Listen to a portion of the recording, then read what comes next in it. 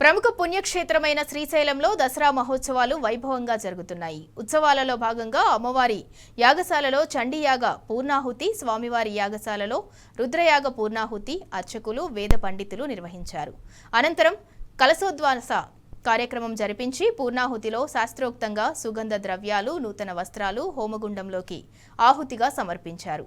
మల్లికాగుండం వద్ద చండీశ్వర స్వామికి అవబృత స్నానం నిర్వహించారు. ఈ కార్యక్రమంలో ఆలయ అర్చకులు ఈవో శ్రీనివాసరావు దంపతులు, అధికారులు పాల్గొన్నారు.